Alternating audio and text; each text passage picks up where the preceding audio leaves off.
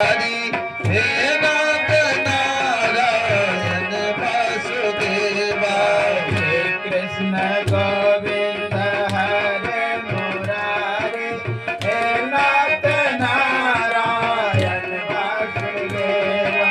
श्री कृष्ण गोविंद हरे मुरारी, हे नाथ नारायण वासुदेवा।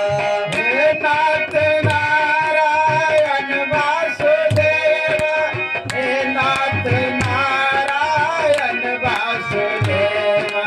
हे नाथ नारायण वासुदेवा, हे नाथ नारायण वासुदेवा। हे नाथ नारायण वासुदेवा, हे नाथ नारायण वासुदेवा। हे नाथ नारायण वासुदेवा, हे नाथ नारायण वासुदेवा।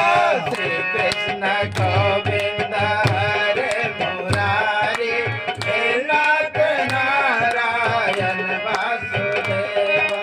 श्री कृष्ण गोविंद हरे मुरारी, हे नाथ नारायण वासुदेवा। श्री कृष्ण गोविंद हरे मुरारी, हे नाथ नारायण वासुदेवा। श्री कृष्ण गोविंद हरे मुरारी, हे नाथ नारायण वासुदेवा। हे नाथ नारायण वासुदेवा, हे नाथ नारायण वासुदेवा। हे नाथ नारायण वासुदेवा, हे नाथ नारायण वासुदेवा। श्री कृष्ण गोविंद हरे मुरारी, हे नाथ नारायण वासुदेवा। श्री कृष्ण गोविंद हरे मुरारी,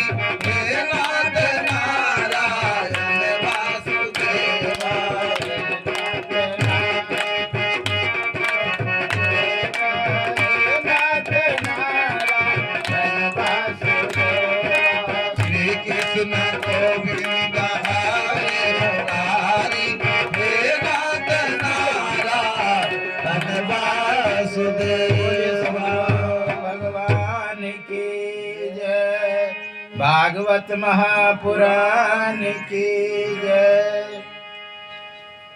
सर्वत्र रूप में विराजमान आराध्य देव को कोटि से नमन।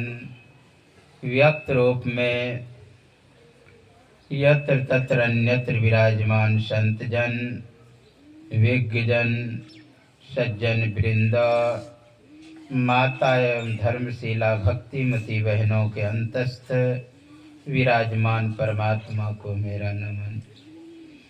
अभी आप लोग यत्र तत्र से सप्ताह संतमत भागवत कथा में एकत्र हुए हैं। यह भागवत आप लोग जानते हैं, श्रवण बाबू अपने पिता के पुण्य स्मृति दिवस पर कराया जा रहा है।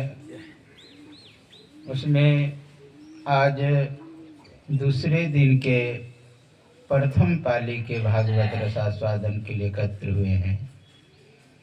जो यह फल ही नहीं महाफल को देने वाला है, क्योंकि आप लोग जानते हैं 12 ज्योतिर्लिंग में एक ज्योतिर्लिंग बैजनाथ धाम है।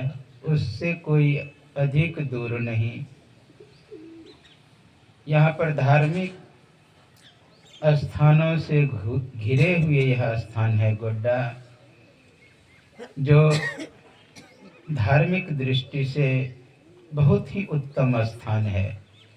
वहाँ पर कथा होना फल ही नहीं महाफल को देने वाला है। कल से आप लोग महात्म में श्रवण कर करते हुए भक्ति महारानी का नारद से भेंट भक्ति की दुख निवृत्ति के लिए, दुख को हटाने के लिए नारद का प्रयत्न, पुरुषार्थ अर्थात गीता पाठन मुहुर्मुहु, फिर भी उसकी अचेतता नहीं गई। तो सत्कर्मणे कृते तस्मिन्, आकाशवाणी हुई कि सत्कर्म करो, और उस सत्कर्म के अर्थ को पूछने के लिए सनक सनंदन सनातन सनत कुमार के समीप जाना, और सनत कुमार श्रीमद्भागवत महापुराण ग्रंथ की पाठ करने के लिए कहा, सत्संग करने के लिए कहा। तो हरिद्वार में सप्त सरोवर आनंदवन तपोवन में कथा होना प्रारंभ हुआ है। उसमें आप लोग महात्म्य गोकर्णोपाख्यान सुने, किस तरह धुंधकारी प्रेत योनि को प्राप्त हुआ, और उस प्रेत योनि से मुक्ति के लिए सत्संग रूपी ग्रंथ श्रीमद् भागवत महापुराण का 7 दिन तक प्रवचन हुआ, और उससे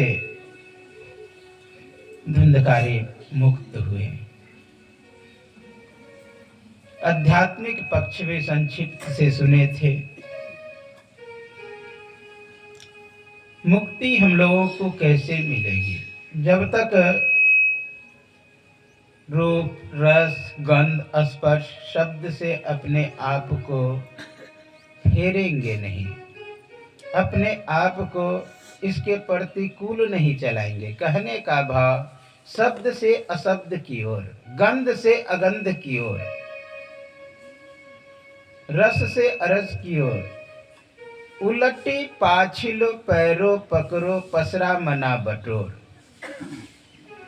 आप लोग सुने थे कि 5 वेश्याएं थी। मैं कल बोला था कि रूप रस गंध स्पर्श शब्द, यही 5 वेश्याएं हैं।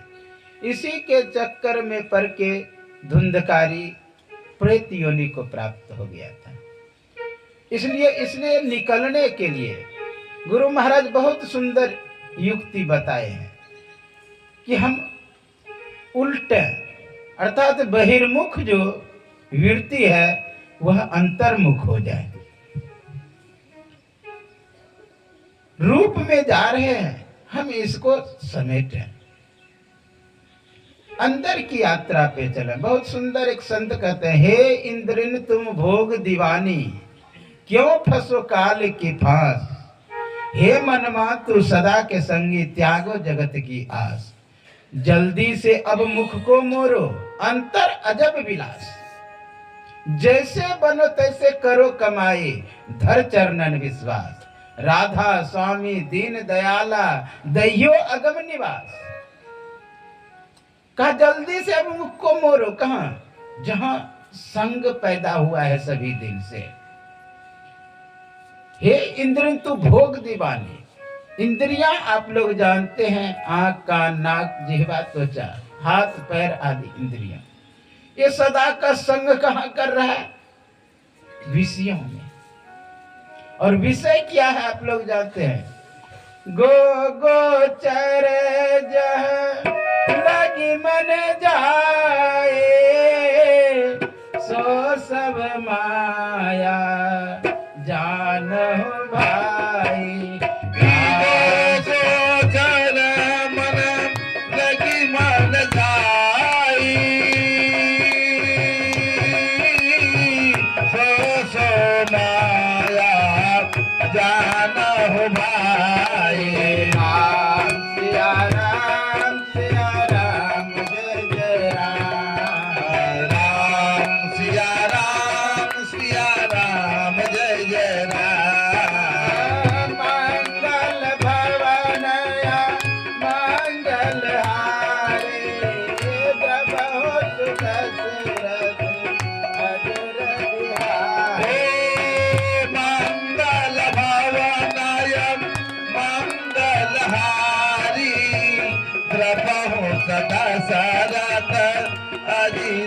बिहारी दो गोचर जह लगी मन जाई, अर्थात जहाँ इंद्रियां विचरण कर रही है, जैसे गाय खेतों में विचरती है, दूसरे के फसल को खाता है, उसी तरह हम लोग भी अनाधिकार चेष्टा कर रहे हैं। अनाधिकार चेष्टा यानी जहां अधिकार नहीं है। क्या गाय हमारी है, दूसरे के फसल में खाने का अधिकार है? नहीं। उसी तरह यह संसार दूसरों का है, हम लोगों के लिए नहीं है। इसलिए कहा जल्दी से मुख को मोड़ो, अर्थात अपने घर की तरफ लौटो।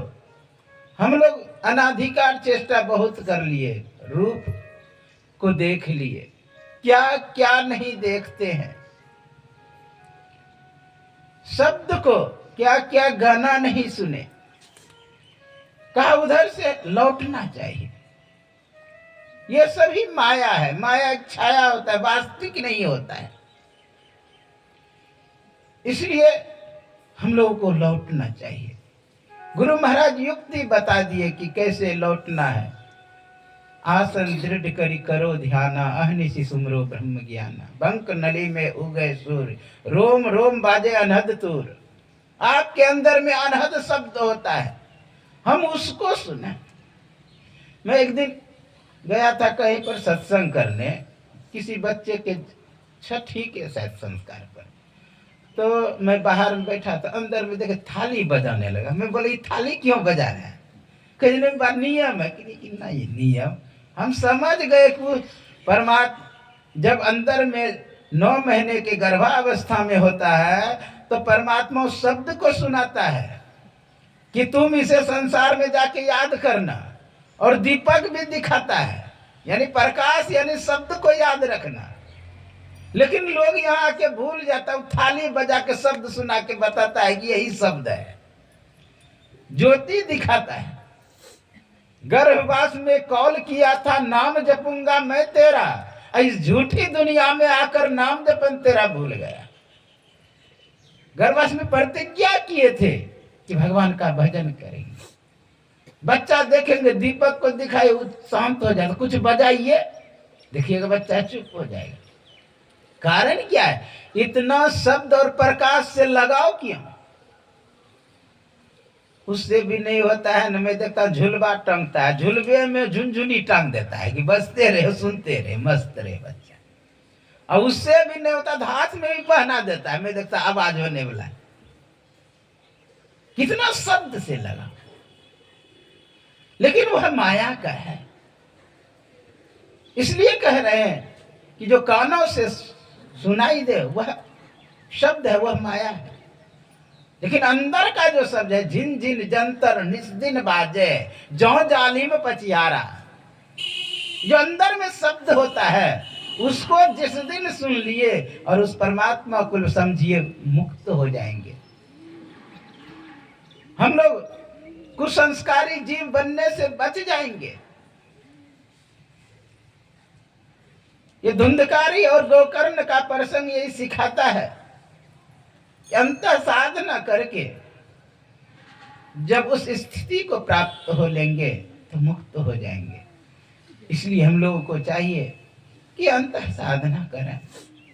अंदर में साधना करेंगे तो हम लोगों का परम कल्याण हो जाएगा। इस तरह विस्तार से उपदेश देकर गोकर्ण महाराज धुंधकारी को मुक्त किए।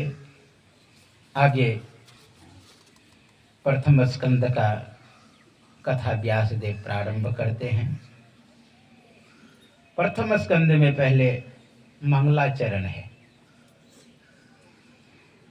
कोई भी कार्य निर्विघ्न संपन्न हो जाए इसलिए मंगलाचरण करते हैं। देखेंगे कोई महात्मा भी प्रवचन करने लगते हैं, कहते हैं मंगल मूर्ति सदगुरु, जो अमंगल को मंगल कर दे। यहाँ पर भी मंगलाचरण कर रहे हैं। लक्ष्य बहुत उत्तम है व्यासदेव का। उन्होंने नाम लेकर के मंगलाचरण नहीं किया कि मैं कृष्ण का कर रहा हूं।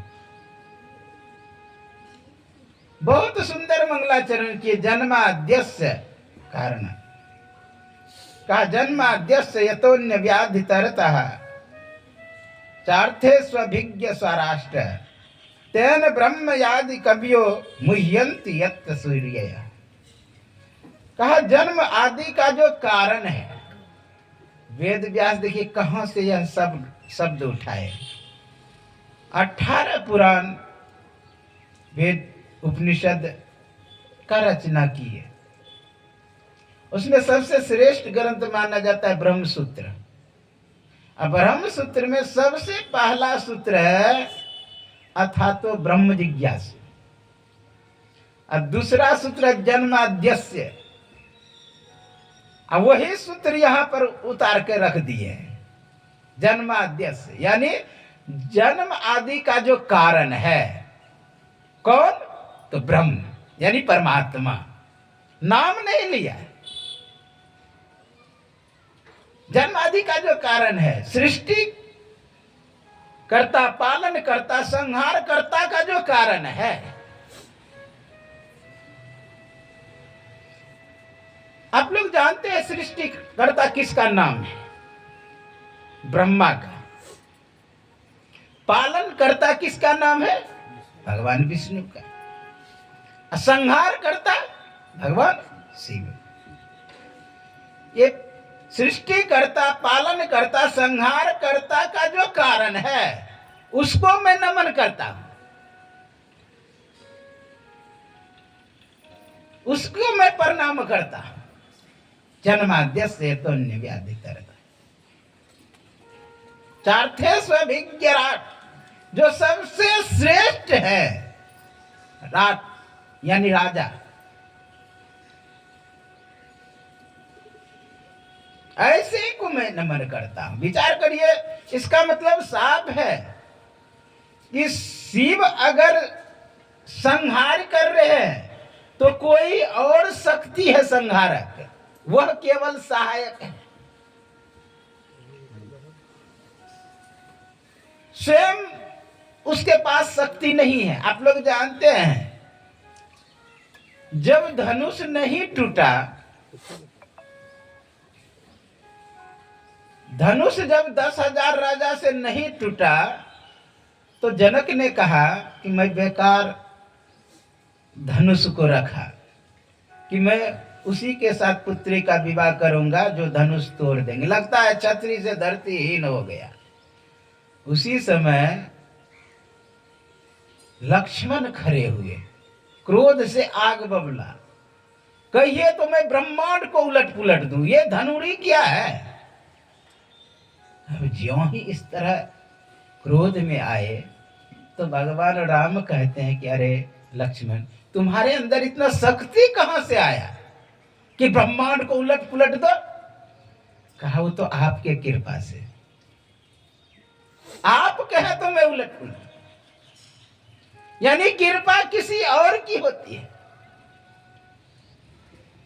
आप लोग सुने होंगे तप बल रचई प्रपंच विधाता, यानी तप के बल से ब्रह्मा जी सृष्टि करते हैं। तो तप किसका कर रहे हैं? इनका मतलब उसका बल इनमें आया। अगर स्वयं शक्तिशाली रहता तो किसी की प्रार्थना करने की क्या जरूरत है? इसका मतलब स्वयं शक्तिशाली नहीं, किसी और से शक्ति आ रही जो दिखाई भी नहीं दे रहा है। मान लिए पंखा घूम रहा है स्पीड से, तो पंखे को अहंकार हो जाए मैं स्वयं घूमता, उसकी मूर्खता, उसके अंदर कहीं और से शक्ति आ रही है जो दिखाई भी नहीं दे रहा है।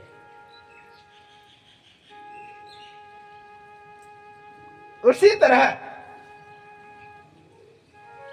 ब्रह्मा के अंदर शक्ति कहीं और से आई, उन्हीं के बल से यह कार्य को संपादित करता है, कार्य को संपन्न करता है। बिना तप का कुछ नहीं कर सकते हैं। शुरू में जब जन्म लिए उसी समय से करना प्रारंभ कर देना चाहिए, लेकिन ब्रह्मा जी क्या किए? तप करने लगे। तप किए, तब आदेश मिला कि तुम सृष्टि करो। जिस समय हनुमान ब्रह्म फांस में बंधे चले गए हैं, रावण के पास उपस्थित किया गया है, और उस समय रावण पूछता है तुम कौन हो? बहुत सुंदर उत्तर देते हैं हनुमान, जाके बल बिरंची हरि ईसा, पालत सिरजत हरत दस सीसा। जिसके बल से ब्रह्मा जी सृष्टि करते हैं, जिसके बल से विष्णु जी पालन करते हैं, जिसके बल से शिव जी संहार करते हैं, उसी का मैं दूत हूं। नहीं कहा कि मैं राम का दूत हूं, जिसके बल से सृजन पालन और संहार हो रहा है। बहुत सोच समझ करके वेद व्यास मंगलाचरण कर रहे हैं। अगर किसी एक देव का कहता तो यह ग्रंथ जो है उस देवता का परख हो जाता है, उसी को सपुर्द हो जाता है। इसलिए किसी देवी देवता का नहीं, निर्गुण निराकार परमात्मा का, जिसके शक्ति से पूरे सृष्टि चल रही है, जिसके बल से विष्णु पालन करते हैं, अपना शक्ति नहीं, किसी और के बल से। जैसे ये हाथ जो काम कर रही, अपने नहीं कर रही, इसके अंदर शक्ति कहीं और से आ रही, जो दिखाई भी नहीं देता है। आप लोग सुने हैं, यन मनसा नाम मनुते एना हुर्मनो मतम तदे ब्रह्मतम विद्धि नेदम यदि मुपासते। अभी पाठ में सुन रहे थे, यत मनसा, जो मन से मनन किया हुआ कहा जाता है, वह ब्रह्म नहीं है, बल्कि जो मन को मनन करता है, अर्थात मन को चलाता है, बुद्धि को चलाता है, चित्त को चलाता है, तदेव ब्रह्मत्वम, वही ब्रह्म है, वही परमात्मा है।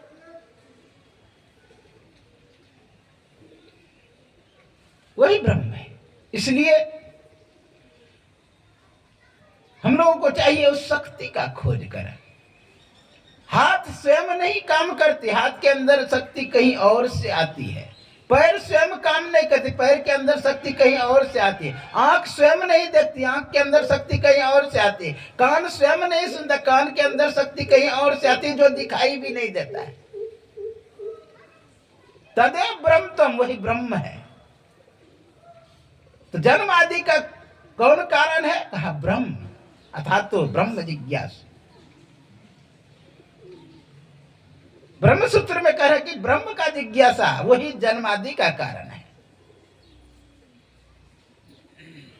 महर्षि संत सेवी ब्रह्मन जी महाराज के पास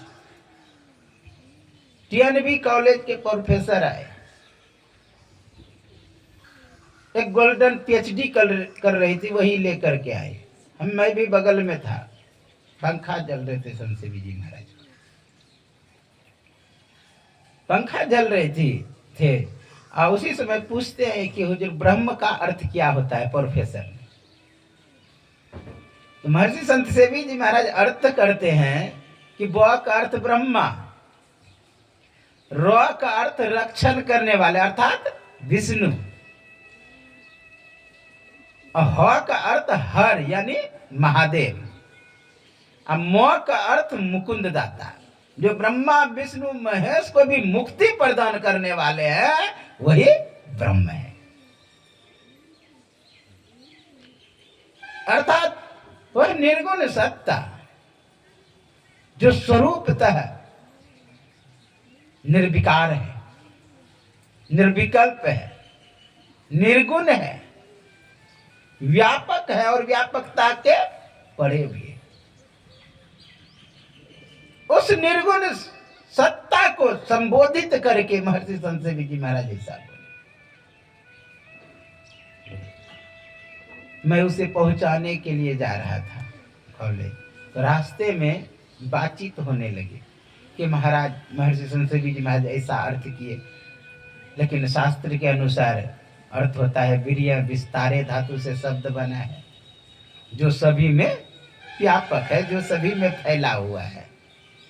हम कहे कि सबसे श्रेष्ठ देवता कौन है? कहा ब्रह्मा विष्णु महेश। तो ब्रह्मा विष्णु महेश जब सृष्टि के आदि का श्रेष्ठ देवता है, तो उसको जो बल प्रदान कर रहे हैं, उसमें भी जो व्यापक है वो ब्रह्म नहीं है तो और क्या है? मैं बोला उन्होंने भाव अर्थ किए, आप शाब्दिक अर्थ कर, तो वह गलत नहीं। एक धातु अनेक अर्थम, एक धातु के अनेक अर्थ होते हैं। ऐसे बातचीत के क्रम में हमसे पूछ लिए कि अच्छा राम का अर्थ क्या होता है? तो मैं जब बोला न रमुक डायाम धातु से राम शब्द बना है, ऊ का अनुमंत लोप हुआ, राम बनाना गया पड़ती है कि लस्पा तद्दितिस घा का लोप, यह का हलंत्यम से इत संज्ञा पलतस्य लोप, राम बना। रामा बना सुविभक्ति लाए, सजु से रू करो जन्यान विसर्ग राम, जो सभी में रमन कर रहा है। रमन तो योगी अस्मिन सह रामा, जो सभी में रमन कर, वही राम है। जब धातु प्रत्यय थोड़ा अर्थ किए ना, वो प्रोफेसर कहते हैं क्या आप संस्कृत से ऑनर्स किए हैं क्या? नहीं मैं मैट्रिक तक पढ़ा। कहा कि नहीं ऐसा यहाँ पढ़ाई ही नहीं होता। मैं बोला हरिद्वार थोड़ा सा पढ़ा। कहा हाँ तब हो सकता है। तो कहने का भाव सब में जो व्यापक है, आप लोग सुने भी हैं, जय जय राम जय जय राम, जय जय राम कहो जय जय, सब में व्यापक, सबते न्यारा, सब घट एक ही राम हो राम राम। सब में व्यापक है, सबसे न्यारा भी वही राम। इसलिए उसको पाने का प्रयत्न करना चाहिए, उसको उपलब्ध करने का प्रयत्न करना चाहिए। जब तक उसे उपलब्ध नहीं करेंगे, बहुत सुंदर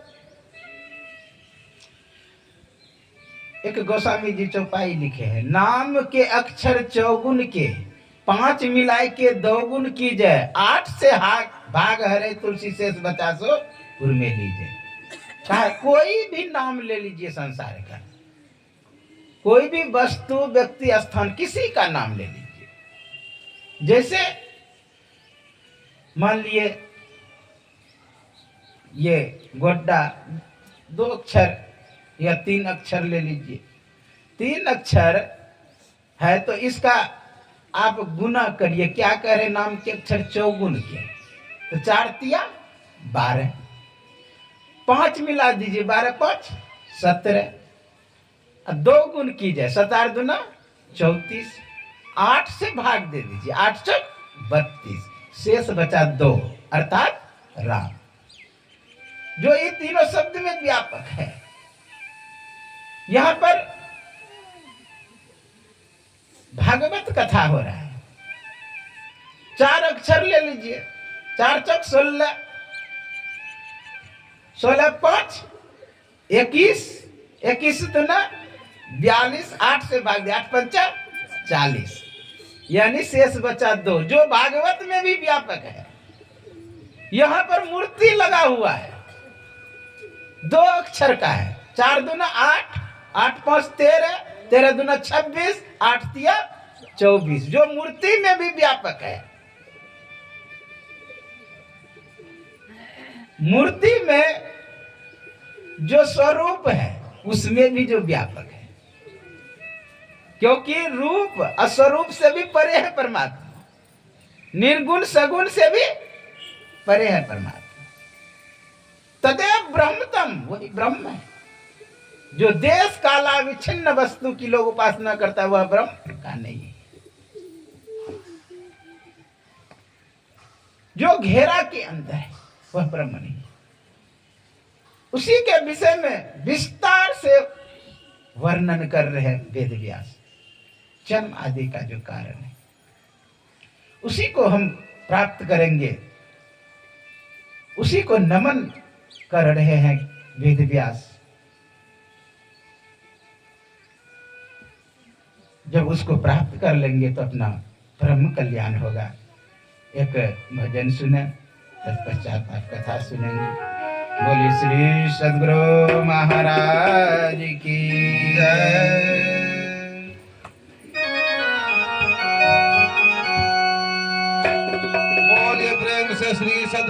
महाराज की जय।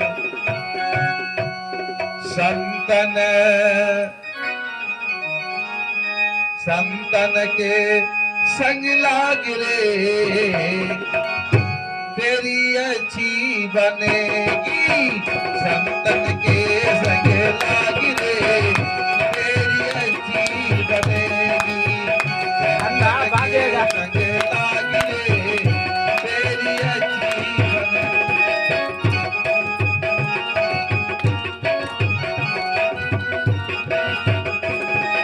अच्छी बनेगी तेरी बिगड़ी बनेगी, अच्छी बनेगी तेरी, अच्छी बनेगी तेरी किस्मत जगेगी। होगी तेरो बड़ो भाग रे, तेरी अच्छी बनेगी। होगी तेरो बड़ो भाग रे, तेरी अच्छी बनेगी।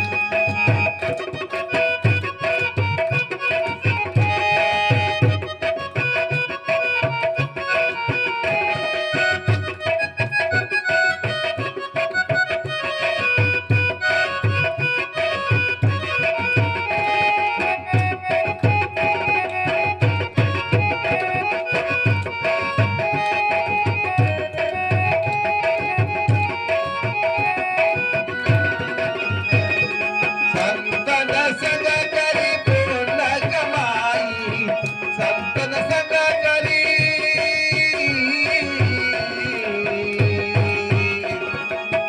संतन संग करी पूर्ण कमाई। रामचरण अनुराग रे, तेरी अच्छी बनेगी। रामचरण अनुराग रे, तेरी अच्छी बनेगी।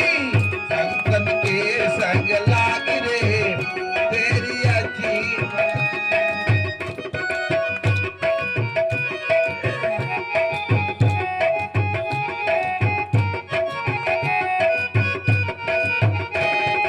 गुरुजी की बन गई, प्रहलाद जी की बन गई। गुरुजी की बन गई, प्रहलाद जी की बन गई। हरि सुमिरन वैराग रे, तेरी अच्छी बनेगी। संतन के संग लाग रे, तेरी अच्छी बनेगी।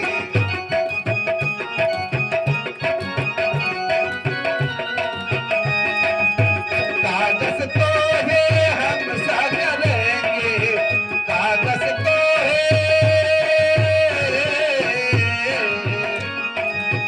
कागज तो है हम सा करेंगे। मिट जाए और के दाग रे, तेरी अच्छी बनेगी।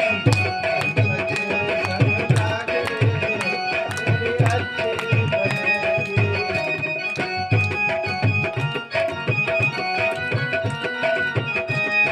मोहे निशा में बहुत दिन सोए, मोह निशा में बहुत दिन सोए, बहुत दिन सोए, बहुत दिन सोए। मोह निशा में बहुत दिन सोए।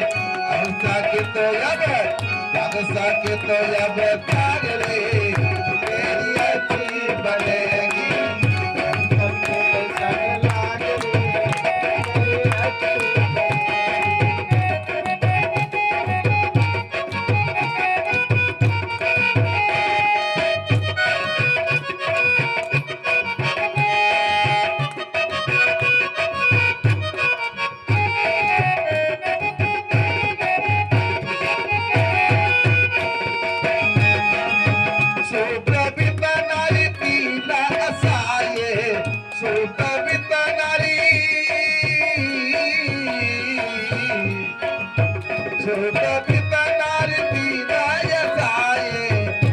सके तो अब त्याग रे, तेरी अच्छी बनेगी। त्याग सके तो अब त्याग रे, तेरी अच्छी। कहत कबीर राम सुमिरन में, कहत कबीर,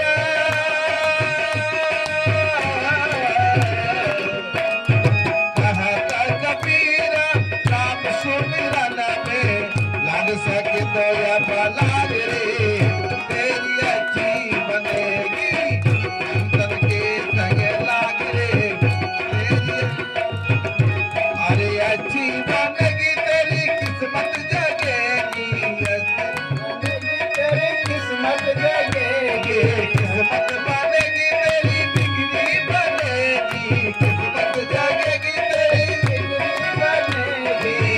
बोलू तेरा बड़ो भाग रे तेरी अच्छी बनेगी संतन के संग तेरी अच्छी बनेगी तेरी अच्छी बनेगी। बोलिए सद्गुरु भगवान की जय, जय। भागवत महापुराण की जय, जय। कृष्ण कन्हैया लाल की जय। तो यह भेद कैसे जानेंगे? परमात्मा को प्राप्त करने के लिए उस जो शक्ति जो व्यापक है सभी में, जो फैला हुआ है, उसको जानने के लिए आपको संतों का संग करना होगा, संतों से भेद लेना होगा, तभी हम उस शक्ति को जान सकते हैं। यह पूरी सृष्टि जिस शक्ति के कारण संचालित होता है, हम आप कोई भी लोकांतर जो कार्य कर रहा है वह उसी शक्ति से। इसलिए उस शक्ति को जानने के लिए आपको संतों के संग में जानो। उपनिषद में एक बहुत सुंदर कथा है कि इंद्र देव को एक बार अहंकार हो गया कि मैं ही सब काम करता हूं। वरुण देवता को भी अहंकार हो गया, अग्नि देवता को अहंकार हो गया, यानी सभी देवता को अहंकार हो गया कि मैं सब करता हूं। भगवान प्रकट हो गए और अग्नि देवता से कहा तुम कौन हो? कहा मैं अग्नि देवता हूं, चाहूं तो पूरी पृथ्वी को मैं जला के राख कर सकता हूं। भगवान क्या किए? एक तिनका आगे में फेंक दिए, कहा इसे जला करके दिखा। पूरी शक्ति लगा दी अग्नि देवता, जला ही नहीं, क्योंकि उसके अंदर जो दाहकता शक्ति थी उसको कंट्रोल कर। वरुण देवता ने कहा मैं चाहूं तो पूरे दुनिया को जलमग्न कर सकता हूं, जलमग्न कर सकता हूं, मेरे अंदर शक्ति है, मेरे कारण से ही यह बचा हुआ है सृष्टि। भगवान एक ढेला मिट्टी का फेंक दिया, इसे डुबा करके दिखा। पूरी शक्ति लगा दिए लेकिन उस ढेले को नहीं डुबा। उसी तरह इंद्र को अहंकार हो गया कि मैं ही सब करता हूं। आप लोग जानते हैं भगवान कृष्ण अहंकार को तोड़ दिए, इंद्र के अहंकार को। आगे आएंगे कथा विस्तार से गोवर्धन धारण वाला। तो ये पूरे जो देवी देवता है जिस शक्ति से कार्य कर रहा है, जो सुप्रीम पावर है, उसको प्राप्त करने के लिए आपको संतों का संग लगना पड़ेगा। अभी सुन रहे, संतन के संग लाग रे तेरी अच्छी बनेगी। ध्रुव की बन गए, प्रहलाद की बन गए, हरि सुमरन बैराज रे तेरी अच्छी बनेगी। ध्रुव प्रहलाद सभी का बना इसी से। इस तरह मंगलाचरण करके उस व्यापक परमात्मा को नमन किया हमारे वेद व्यास। आगे नैमिषारण्य से कथा प्रारंभ करते हैं। नैमिषे सुत्तमासी नाम अभिवाद्य महामतिम कथा मृत रसास्वाद कौशलोसन को ब्रवीत। अच्छा, कथा के लिए नैमिषारण्य क्षेत्र क्यों चुना? दो अर्थ होते हैं। निमिष एक चक्र के नौक को कहते हैं, आरण्य जंगल को कहते हैं। एक होता है कि मनस चक्र जहां शांत हो जाए वहां आप भजन करें, वहां आप कथा सुने। ये मन भी इतना चंचल है चक्र के तरह, इतना स्पीड निकलता है, ये जब तक नहीं रुकेगा तब तक कथा नहीं सुन सकता। मनस चक्र जहां शांत हो जाए। वैसे तो उपनिषद में कहा कहां पर ध्यान करना चाहिए? पर्वत तागरे, नदी तीरे, बिल्व मूले बने थवा मनोरमे सुचो देसे मठम कृत्वा समाहिता। कहा पर्वत के आगे जगह जगह का भी प्रभाव होता है।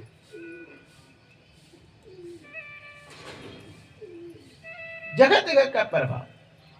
हिमालय में लोग क्यों भजन करने के लिए जाते हैं? गुफा में एकांत में क्यों जाते हैं भजन करने के लिए? कुछ ना कुछ तो कारण होगा। मैं जब पैदल यात्रा कर रहा था हिमालय का, ऋषिकेश से यात्रा प्रारंभ की, 1 महीना लगा पैदल, तो रात में रुकने का मौका मिलता था कहीं झरना के पास, कहीं कहीं। इतना आनंद आता था भजन में, कहीं ठहर जाए तो मन करता था यहीं रह जाए। इतना मनोरम सब जगह, क्योंकि ऋषि मुनि वहां पर तप किया है, भजन किया, उसका प्रतिभा आभा है।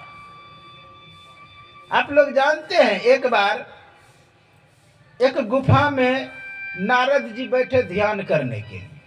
अब इंद्र के मन में होने लगा ये इसलिए तप कर रहा है कि मेरा इंद्रासन छीनेगा। उच्च निवास नीच करतूती, देख ही न सके पराई विभूति।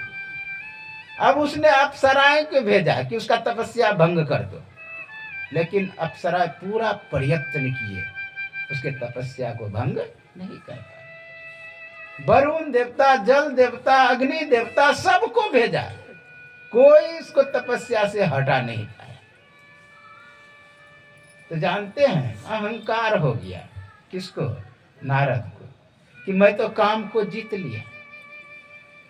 अब उसे पता ही नहीं था कि उस जगह का प्रभाव उसका कोई प्रभाव नहीं है। जगह पर जानते भगवान शिव पहले तपस्या किए थे, उसी गुफा में तपस्या किए थे ना, तो उस समय भी इंद्र ने भेजा था किसको? अंतिम अस्त्र छोड़ा था कामदेव। तो कामदेव जब तीसर नयन उघारा, काम भयहु जरी जा रहा। काम वहां पर जल गया था, इसलिए काम का वहां कलाबाजी नहीं चलता था। यहां अहंकार हो गया क्या नारद को, मैं काम को जीत लिया। तो आप लोग जानते हैं क्या क्या लीला हुआ। कहने का भाव कि जगह का भी प्रभाव होता है। आप लोग सुने हैं, गिरी सुमेरु उत्तर दिशि दूरी, नील शैल एक सुंदर भूरी। संसार ठीक है, हम लोग अध्यात्म की ओर घटाते हैं, लेकिन अपना अपना जगह भी प्रभाव रखता है। कहीं महापुरुषों के समीप जाते हैं, क्यों मन शांत हो जाता है। उसने कुछ दिया भी नहीं, केवल हाथ ऐसे कर दिया तो आपको लगेगा अंदर में कुछ एक नया ऊर्जा संचालित हो गया। जो गए होंगे बड़े महात्मा के पास, तो वो अनुभव किए होंगे इस बात को, प्रणाम किए होंगे। अगर ऐसे कर दिया तो लगता है कुछ मिल गया, अंदर में एक नया ऊर्जा का संचार। कारण क्या है? वो सकारात्मक ऊर्जा में प्रतिष्ठित रहता है। हाथ ऐसे किया तो जो सकारात्मक ऊर्जा है आपकी ओर आया, और आपके अंदर जो सकारात्मक ऊर्जा है उसको संचालित कर दिया, इसलिए लग रहा है कुछ मिल रहा है। तो जगह का क्या प्रभाव? जगह पर भजन किया, भक्ति किया, उसका सात्विक तरंग है, इसलिए वहां बैठते ही सत्वगुण में प्रतिष्ठित हो जाते हैं। कहते हैं ध्यान में मन लगता है, भजन में मन लगता है, उस सात्विक ऊर्जा का प्रभाव है। आप लोग यह भी सुने होंगे, अन्य क्षेत्र कृतम पापम तीर्थ क्षेत्र विनश्यति। कारण क्या है तीर्थ क्षेत्र में विनाश होने का? नकारात्मक ऊर्जा जो है हट जाता है, सकारात्मक ऊर्जा वहां पर चालू हो जाता है। तमोगुण रजोगुण दब जाता है और सत्वगुण की वहां बढ़ोतरी हो जाती है। इसलिए ऐसा कहा गया। हम लोगों को चाहिए कि वैसा जगह, इसलिए गुरु महाराज बोले कि मन में, तन में, कोने में। कोने में क्यों कहा? कोना में उतना अशुद्धता नहीं रहता है, बच्चा सब उतना नहीं जाता है। इसलिए अगर पूजा घर बनाते हैं ताकि वहां पर सात्विक ऊर्जा रहे। मंदिर में क्यों मन लगता है? सभी मंदिर का आकार देखिएगा इस तरह देता है। उसमें क्या होता है कि सात्विक ऊर्जा जो है संग्रहित होता है। मस्जिद का भी देखेंगे थोड़ा बहुत इधर उधर कर दिया है ऐसे, ठीक है, हाँ, लेकिन वो मंदिर ही है। जैसे आपका शरीर है, लगेगा कि मंदिर के तरह एक पालती में, मंदिर भी लगेगा कि वैसे एक ऋषि बैठा हुआ है सीधा होकर के।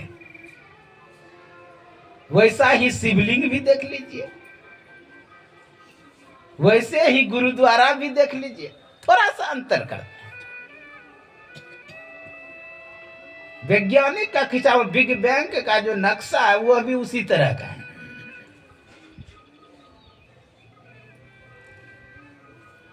वो क्या होता है? सात्विक ऊर्जा संग्रहित होता है। ऋषि मुनि जो ध्यान करते हैं, भजन करते हैं, भक्ति करते हैं, उसका तरंग रहता है। आप लोग जानते हैं श्रवण कुमार अपने माता पिता को लेकर के तीर्थ कराने के लिए जा रहे थे। रास्ते में एक जगह पर रखते हैं ना, उसके मन में ऐसा कुविचार आता है, कौन होता है बूढ़ा बूढ़ी को वोल्टा से मर जाएगा ये। अब तो दूसरा ही भाव होने लगा। लेकिन उनकी माता पिता जो से संत थे, कहा कि मैं नहीं दूंगा। कहा कि पुत्र थोड़ा दूर लेकर के हाँ आगे बढ़ा दो, फिर छोड़ देना। आगे बढ़ाया, ज्यों ही आगे थोड़े दूर गया उसका फिर सात्विक विचार आ गया। मेरे मन में ये सब क्या हो रहा है?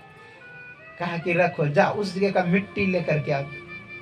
मिट्टी लेके आया, कहा कि मिट्टी पर खड़ा हुआ तो वही विचार फिर होने लगा, नकारात्मक सोच। अब उससे उतरे तो फिर सकारात्मक सोच। कहा इस जगह का दोष है। विदेश से कुछ रिसर्च करता है, उसने कहा सबसे अच्छा जगह कहाँ माना जाता है? कहा मंदिर। मंदिर में गया, रात भर सोया, रात भर आराम से सोया, और सोया ही नहीं, रात भर स्वप्न में कीर्तन वो कर रहा है। कहा सबसे खराब जगह कहाँ है? कहा चंबल घाटी। चंबल घाटी में गया, दोनों मित्र जब सोया तो दोनों रातें उठ करके तलवार उठा लिया, दोनों लड़ने लगा आपस में, क्योंकि उस जगह का प्रभाव। इसलिए कहा पर्वत तागरे नदी तीरे बिल्व मूले बने थवा। अंतिम में काट के कहा मनोरमे जहां मन लग जाए, सुचो देशे शुद्ध भूमि हो, मठम कृत्वा समाहित, वहां पर ध्यान करने लग जाना, वहां पे भजन में लग जाना। इसलिए नैमिषारण्य क्षेत्र चुना कि वहां ऋषि मुनि 88,000 ऋषि मुनि बैठ करके भजन कर, सैकड़ों सैकड़ों वर्ष से अखंड पाठ चलते रहता है, अखंड कीर्तन चलते रहता है। मैं भी गया, बहुत अच्छा आनंद आता है। कथा करने का भी मौका मिला हमको। तो नवी से सुत्तमासी न महामति कथा मृत रसास्वाद कौशलो सनको ब्रवीत। ऋषियों ने प्रश्न किया, हे प्रभु सूत जी से, भगवान किस कारण से जन्म लेते, क्यों लेते हैं, किस किस उद्देश्य की पूर्ति के लिए? कहा एक कारण नहीं होता, अनेकों कारण होता है भगवान का जन्म लेने का। आप लोग सुने हो, यदा यदा ही धर्मस्य ग्लानिर्भवति भारत अभ्युत्थानम धर्मस्य तदात्मानं सृजामि, परित्राणाय साधूनां विनाशाय च दुष्कृतां धर्म संस्थापनार्थाय संभवामि युगे युगे। परित्राणाय साधूनां विनाशाय च दुष्कृतां धर्म संस्थापनार्थाय संभवामि। कहा जब जब धर्म की हानि होती है, यानी धर्म का ह्रास होता है, धर्म को लोग छोड़ने लगता है, अधर्म में प्रतिष्ठित होने लगता है, तब तब मैं जन्म लेता। तो कहेंगे भगवान कृष्ण जन्म लिए, भगवान राम जन्म लिए, कौन सा धर्म की स्थापना कर? आप यदि गौर से देखेंगे, पग पग पर आपको धर्म मिल जाएगा रामचरितमानस में। किसी मजहब रिलीजन में घुस जाना धर्म नहीं, धार्मिक नहीं होते आप। धीर्यते इति धर्म, जो धारण करने योग्य है वही धर्म है। न्याय दर्शन में आया वेद अनुकूल नियम धर्म, वेद के जो अनुकूल नियम है वह धर्म है, और वेद के प्रतिकूल नियम अधर्म।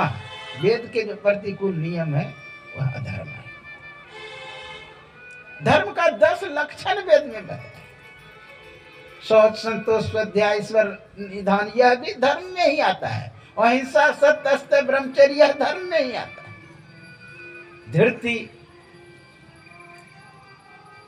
थोड़ी देर आत्मा परमात्मा को नहीं भी मानेंगे चलेगा, लेकिन धर्म से ज्यों ही अलग होंगे, धर्म से ज्यों ही हटेंगे, धर्म को ज्यों ही छोड़ेंगे, दुख छोड़ के सुख हो ही नहीं सकता, सुख नहीं हो सकता है।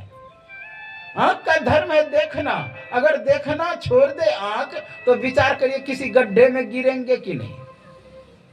आंख अगर नहीं देखे तो क्या इस छत पर आकर के कथा सुनो, नीचे कितना कष्ट होता है आने में। कोई व्यक्ति रहता पकड़ के लेके आता, यानी दुख ही दुख। कान का धर्म है सुनना, कान अपना धर्म छोड़ दे तो सुनी कथा सुन पाते हैं? नहीं सुन पाते, दुखी।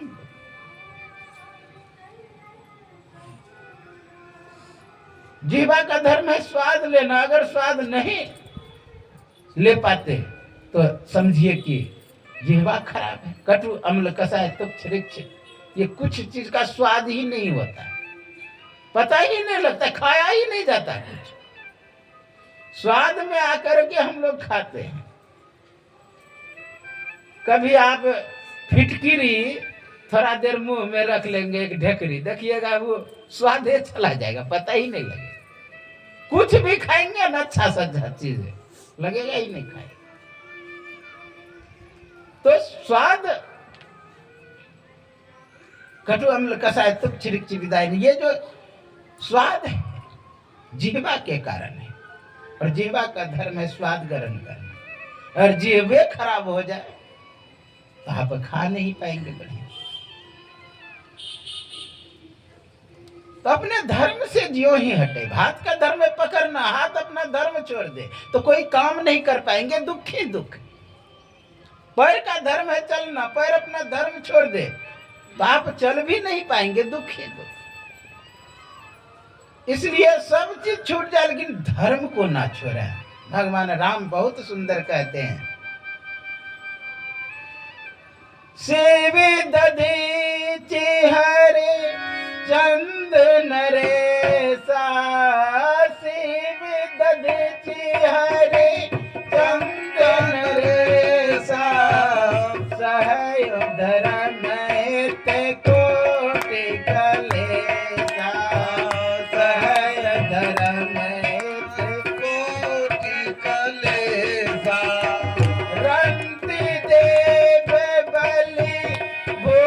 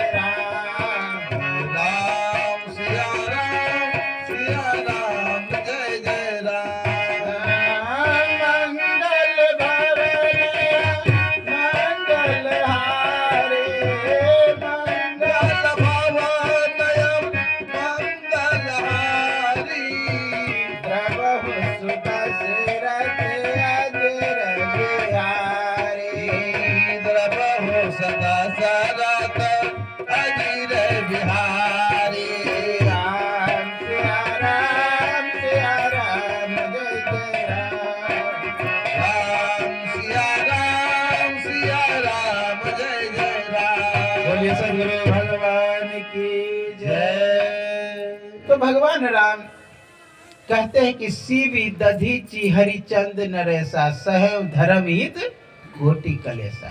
करोड़ों कष्ट सहा। सीवी आप लोग जानते हैं, मांस दान में दे दिया, शरीर को दान में दे दिया, किस लिए? धर्म को बचाने के लिए। रंती दे सीवी दधीची हड्डी जान दे दी।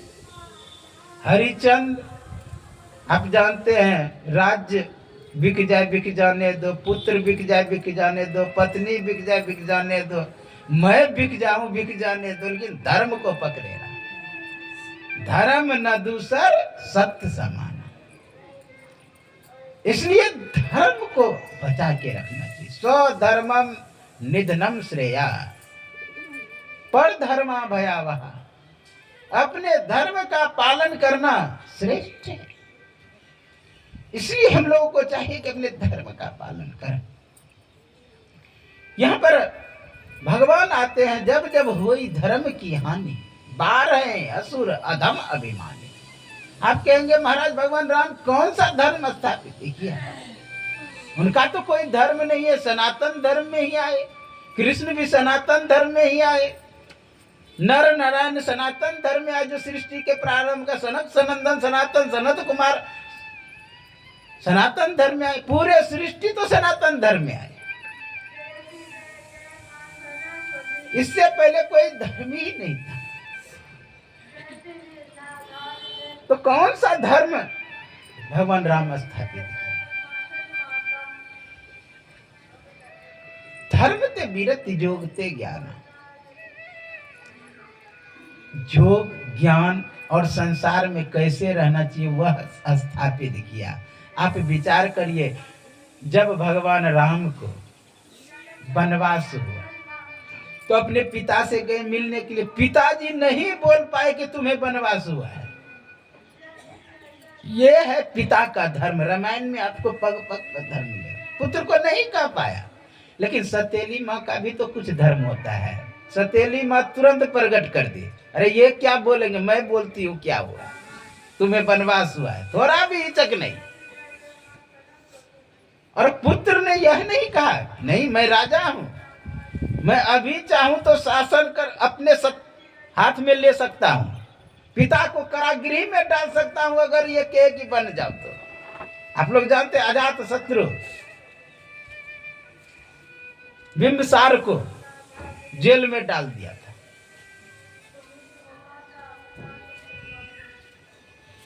कहने का भाव जेल में डाल दिया था।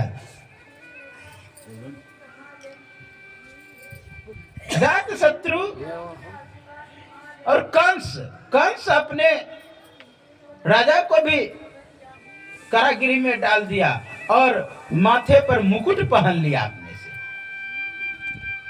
अपने से मुकुट पहन लिया। ये पुत्र का धर्म नहीं है, ये कह सकते थे कौन? भगवान राम इस बात को कह सकते थे कि मुनि वशिष्ठ से पंडित ज्ञानी शोध के लगन धरी, शोध के लगन रखा था कि कल राज्याभिषेक होगा, मेरे अंदर शक्ति है, मैं युवराज हूं, लेकिन वैसा नहीं किया। कहा पिताजी छोटी सी बात, मुझे केवल खबर हो जाता तो मैं सहर्ष स्वीकार। मुझे तो अभाग्य है कि मुझे संतों के दर्शन मिलेगा, जंगल में तपस्वियों का दर्शन मिलेगा, योगियों का दर्शन मिलेगा, गंगा मैया का दर्शन मिलेगा, यहाँ तक कि तीर्थों का दर्शन करने के लिए मेरा अभाग्य मुझे वनवास हुआ है। जो प्रतिकूलता में भी अनुकूलता ढूंढ, वो थे राम, वो थे राम। इसलिए कहा कि धर्म के स्थापना के लिए आए। विचार करिए, कहा कि राजा क्या दे दीजिएगा, मैं जा रहा हूं। उधर से लक्ष्मण आए, भैया मैं भी जाऊंगा। देखिए भगवान राम कहते नहीं नहीं तुम मत जाओ, ये नहीं कि मैं मरने के लिए जंगल में जा रहा हूं, तुम भी चलो। आजकल के भाई रहता कहता कि मेरा नहीं हुआ राज तो तुम्हारा भी नहीं हो, लेकिन कह रहा नहीं तुम मत जाओ। कहा भैया आप क्यों जा रहे हैं? कहा मैं अपने धर्म के पालन के लिए जा रहा हूं। कहा कि आप अपने धर्म का पालन कर रहे हैं, दूसरे को धर्म से क्यों हटा रहे हैं? यह तो अनीति है। अगर कोई धर्म का पालन कर रहा है, झूठ चोरी नशा हिंसा बेविचार से बच रहा है, तो दूसरे को भी कहना चाहिए कि झूठ चोरी नशा हिंसा बेविचार से बचो। आप उल्टा बता रहे हैं, आप अपने धर्म का पालन कर रहे, मुझे धर्म से हटा रहे। कहा तुम्हारा क्या धर्म है? कहा कि छोटे भाई का धर्म है कि बड़े भाई के प्रति वफादार रहना, सेवा करना। इसलिए मुझे भी अपने धर्म का पालन करने के लिए जाने दो। लक्ष्मण को सुख होगा इससे मतलब नहीं, सुख होगा कि दुख होगा। भगवान राम को लक्ष्मण को जाने से सुख होगा यह भी कोई बात नहीं है, लेकिन अपने धर्म के पालन के लिए लक्ष्मण जा रहा है, अपने धर्म के। आप लोग जानते हैं बहुत मना किया, राम कहे लक्ष्मण से भाई वन को जाना छोड़ दे। राम कहे लक्ष्मण से भाई वन को जाना छोड़ दे। वन को जाना छोड़ दे भाई, वन को जाना छोड़ दे। वन को जाना छोड़ दे भाई, वन को जाना छोड़ दे। राम कहे लक्ष्मण से भाई वन को जाना छोड़ दे। राम कहे लक्ष्मण से भाई वन को जाना छोड़ दे। घर का खाना खुआ मलाई, वन का खाना फले फलाई। घर का खाना खुआ मलाई, वन का खाना मलाई। घर का खाना खुआ मलाई, वन का खाना फले फलाई।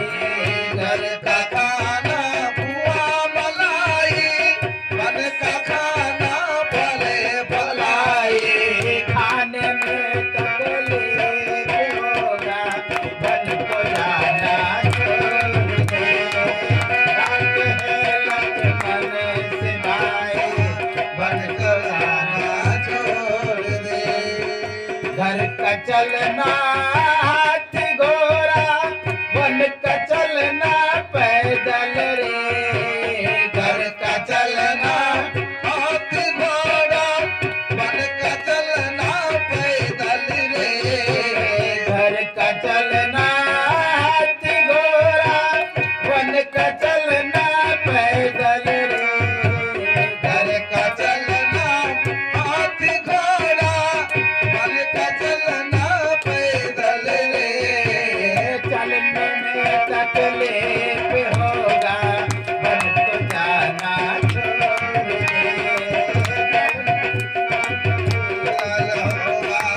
वन को जाना छोड़ दे।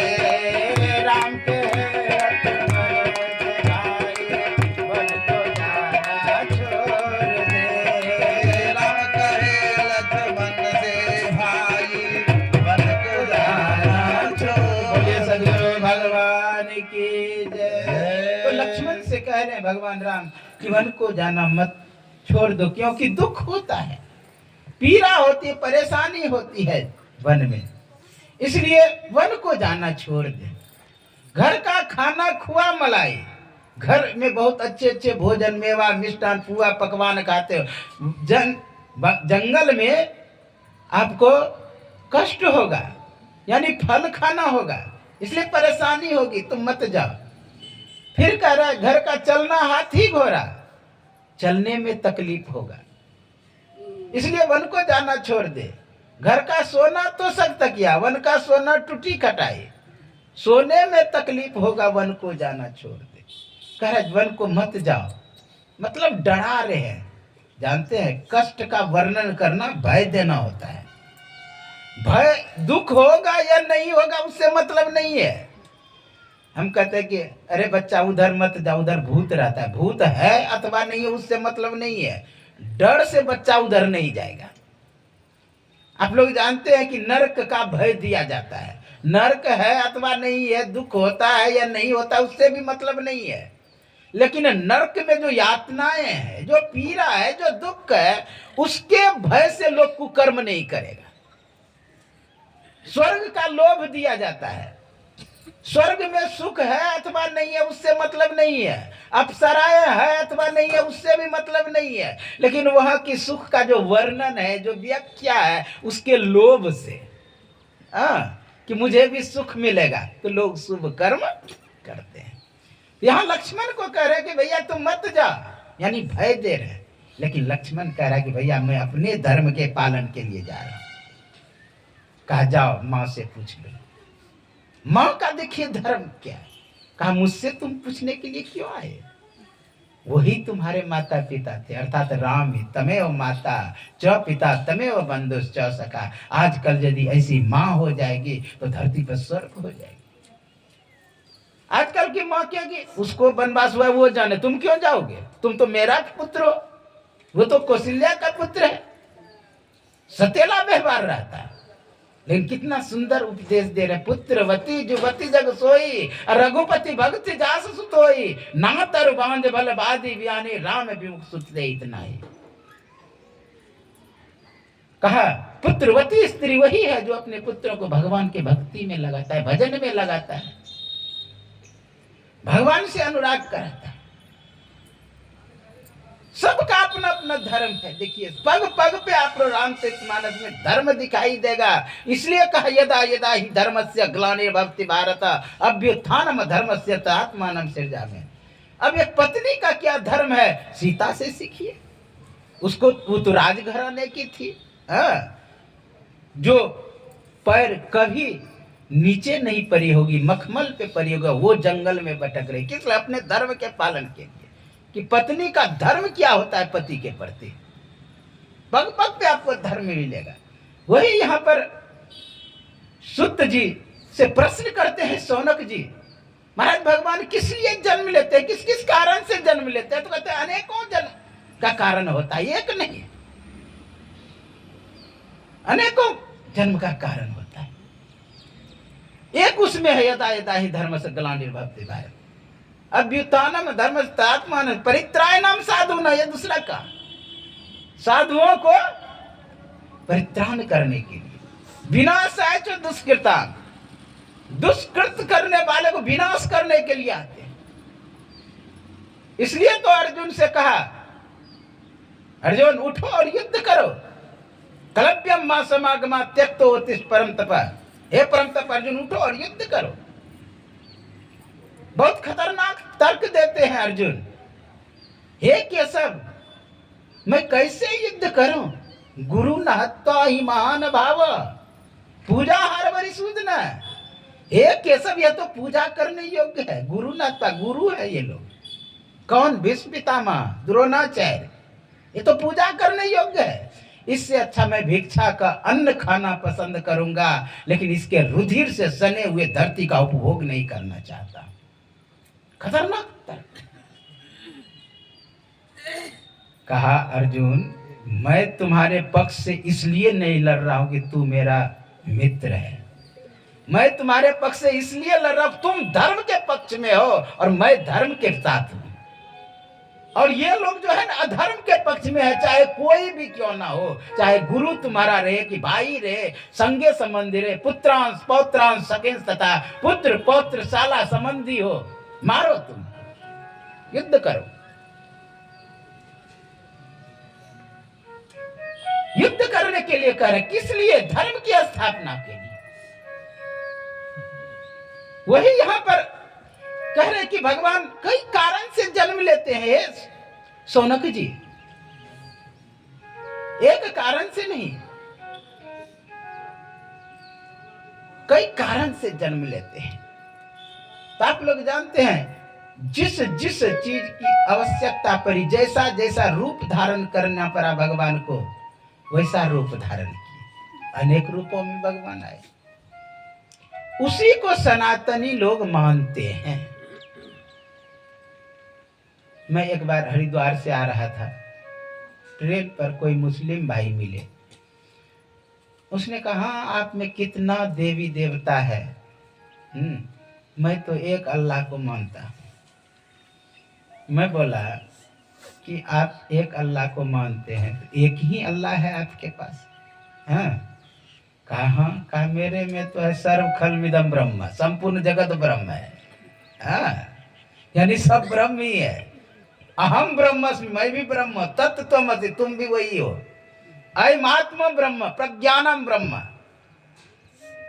एको हम द्वितीयो नास्ति। ठीक है, यह वाक्य है, लेकिन आत्म स्वरूप का साक्षात्कार करने के बाद गुरु महाराज से किसी ने पूछा, आप कहते हैं सब क्षेत्र क्षरा परा पर और अक्षर पार में, सब पार में, तो इस पार में क्या? कहा कि है इस पार में भी, लेकिन उस पार जाओगे तब पता लगेगा इस पार में भी है, यानी इसमें भी है। तो परमात्मा सब में है, सब में व्यापक है। यहां पर सूत जी कह रहे कि परमात्मा सब में है। जन्म लेते हैं अनेक रूप धारण करके। तो जब उस व्यक्ति से मैं कहा कि आपका एक ही है परमात्मा, आप क्या भाई हैं? कहा 4 भाई। मैं बोला कि कोई स्विट्जरलैंड में रहता है, कोई अमेरिका में रहता है, कोई पाकिस्तान में रहता है, कोई हिंदुस्तान में रहता है, और चारों पर आफत एक ही बार आ जाए तो आपका भगवान तो एक है, क्या करेगा? कहा कि नहीं, वो समर्थवान है, सब जगह चला जाएगा। हाँ, जो जो जहां जहां गया, हाँ, वही अल्लाह ही गया। उसी तरह मैं बोला कि मेरे में भी जो है ना, जहां जहां गए भगवान जिस जिस रूप को धारण करे उसी को मानता है। जैसे आप लोग जानते हैं कि शुक्र रूप धारण किया। शुक्र रूप क्यों धारण करना पड़ा? इसलिए कि गंधवती पृथ्वी को लाने के लिए वो शुक्र रूप धारण किया। शुक्र क्या होता है? विशेष गंध को पकड़ता है। अब पृथ्वी का गुण क्या है? गंधवती पृथ्वी। उसी रूप को सनातनी मानता है। यहां तक कि जिसने उपकार किया उसको मानने लगते हैं, चाहे केला बारी हो कि पीपर बारी हो, सबने ऑक्सीजन देता है, कोई कुछ देता है, तो उसको मानते हैं, सम्मान करते हैं। सम्मान सबको करते हैं।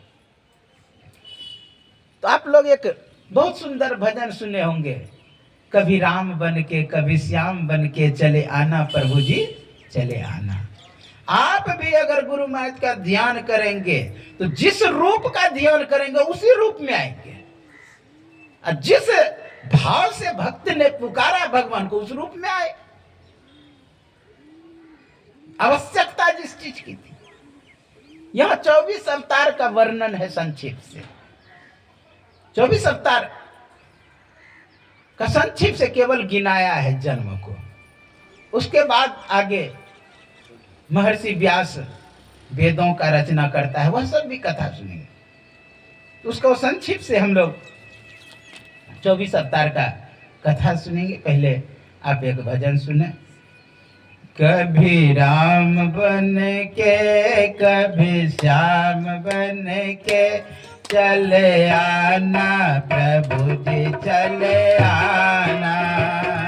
कभी राम बन के कभी श्याम बन के चले आना प्रभु जी चले आना। चले आना प्रभु जी चले आना। चले आना प्रभु जी चले आना। चले आना प्रभु जी चले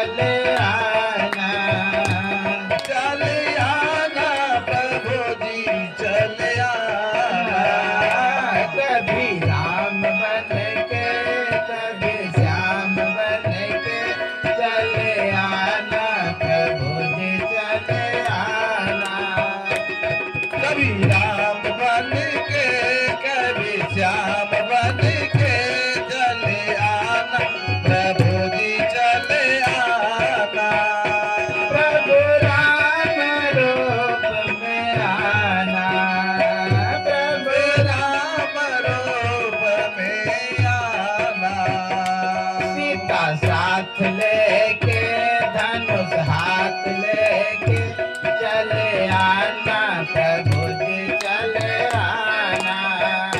सीता साथ लेके धनुष हाथ लेके चले आना प्रभु जी चले आना।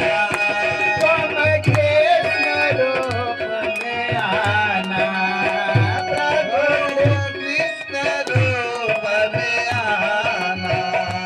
राधा साथ लेके बंसी हाथ लेके चले आना प्रभु जी चले आना। राधा साथ लेके बंसी हाथ लेके चले आना प्रभु जी चले आना। प्रभु नारद रूप में आना प्रभु नारद रूप में आना। प्रभु नारद रूप में आना। कभी नारद रूप में आना। बिना हाथ लेके भक्ति साथ लेके चले आना प्रभु जी चले आना। हाथ लेके हाथ लेके चले आना प्रभु जी चले आना। कभी राम बन के कभी श्याम बन के चले आना प्रभु जी चले आना। कभी राम बन के कभी श्याम बन के चले आना प्रभु जी चले आना। बोलिए सदगुरु भगवान की जय। भागवत महापुराण की जय। तो अनेक रूप में भगवान आते हैं। डार्विन का सिद्धांत है प्रकृति के मूल पदार्थ को ईथर कहते हैं। ईथर से ही शब्द तरंग प्रकाश उत्पन्न हुआ। वही लिक्विड रूप सॉलिड रूप ठोस रूप में घूर्णन करने लगा। वह सूर्य का रूप धारण किया। सूर्य का टूटा हुआ ग्रह, ग्रह का टूटा हुआ उपग्रह, उसी में यह पृथ्वी है। और पृथ्वी पर सबसे पहला एक कोष्ठकीय जीव आया जिसका नाम अमीबा है। अमीबा एक दूसरे से युद्ध करते हुए आज एक रूप बना। आप लोग जानते हैं मत्स्य रूप, बहुत रूप बना है। डार्विन के हिसाब से वो कर्मिक विकास है। कितना अच्छा सिस्टम बनाया है सनातन धर्म में। देखिए कच्छप रूप, उससे पहले है ग्रीव रूप। है ग्रीव है घोड़े का गर्दन, ग्रीव मतलब गर्दन, ये मतलब वो घोड़ा होता है। घोड़े के तरह गर्दन वाला जीव वो समुद्र में रहता है। हाँ, बहुत छोटा छोटा, ठीक लगेगा घोड़ा ऐसा। पहले उसी रूप में थे। धीरे धीरे कर्मिक विकास मत्स्य में, मत्स्य के बाद कच्छप, एक ही बार में विकास नहीं करता है। तो मत्स्य रूप है कि नहीं भगवान का? आप जानते हैं मत्स्य रूप धारण किया है। और फिर कच्छप जो स्थल और जल में दोनों जगह रह सके। एक ही बार में मनुष्य नहीं बन गया, तो नरसिंह रूप दिया। आधा मनुष्य आधा जानवर, बहुत सुंदर सटीक बैठता है। कर्मिक विकास के सिद्धांत पर भी ठीक है। सनातन धर्म का 24 अवतार हम लोग उनको घटाने से, बहुत सुंदर गुरु महाराज सत्संग योग चौथे भाग में कहा, वेद पुराण कहो किन झूठा, झूठा जो न विचारा। लोग विचार ही नहीं करना जानते हैं। जैसे हमारे सनातन धर्म में कहा कि सूर्य एक देवता है, वह रथ पे बैठा है। रथ पे 7 घोड़े हैं रथ में, और 7 रंग के घोड़े हैं। बात वही है। आज विज्ञान कह रहा है कि भाई कि सूर्य में 7 रंग है, प्रिज्म से होकर के 7 रंग में है। वही बात है। समझाने का एक गणित अलग है। इतिहास पुराणों का समझाने का गणित अलग है। जैसे नहीं कहते अ से आम, तो आम बगल में चित्र बना देते ताकि बच्चा समझे। उसी तरह यहाँ करे सूर्य एक देवता है, रथ पर बैठा है तो चित्र बन रहा है, लोग समझ में ढेर आएगा, अधिक आएगा। 7 घोड़े हैं, 7 रंग के घोड़े हैं, देखिए कितना अच्छा बता रहे। हम लोग उस पर विचार नहीं कर पाते हैं, इसलिए लगता है झूठा। सब सत्य है। ये 24 अवतार सभी का अपना अपना कर्तव्य बताया है। सबसे पहला अवतार जो लिया गया है, बहुत सुंदर ऋषि से उत्पन्न हुआ नर नारायण रूप में। नर नारायण रूप में आकर के ब्रह्मचर्य का पालन किया और तप किया, लोगों को बताया कि तप करना चाहिए, तप करना चाहिए। और दूसरा रूप शुकर का है। शुकर रूप में आए थे, पृथ्वी को बाहर किए, इससे धैर्यति धारण करने वाली जो पृथ्वी है धैर्य रूप है, इसलिए इसमें भी कह रहा है कि धैर्य धारण करना चाहिए। तीसरा नारद रूप में भगवान आए और भक्ति का प्रचार किए, लोगों को भक्ति का ज्ञान दिया। लोग कहते हैं कि भाई राधा शब्द नहीं है भागवती, लेकिन वृंदावन वाले का दावा है कि हम हर शब्द से राधा निकाल देंगे। कारण क्या जानते हैं?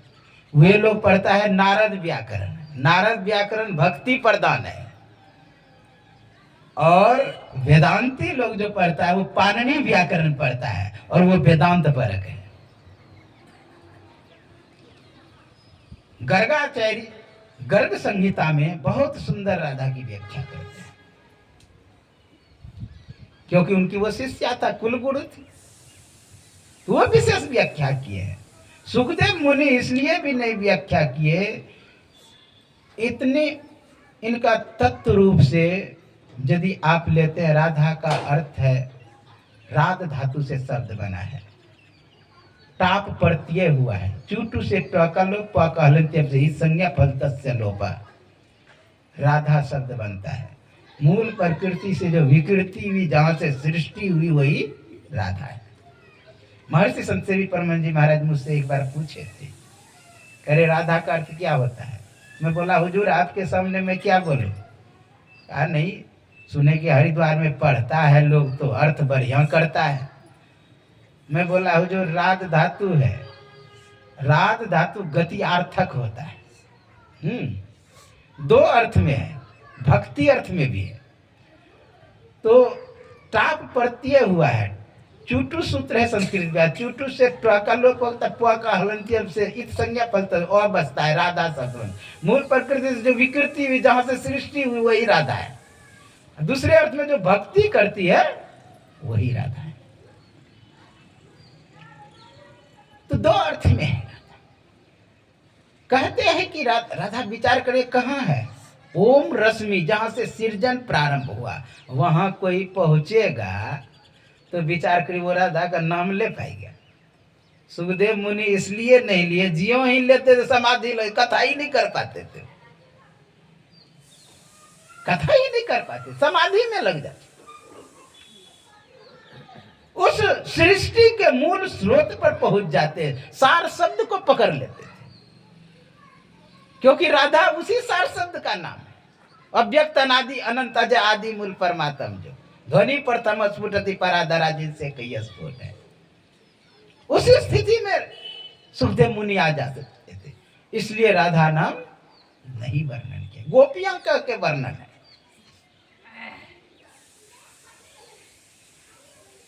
तो उस सृष्टिकर्ता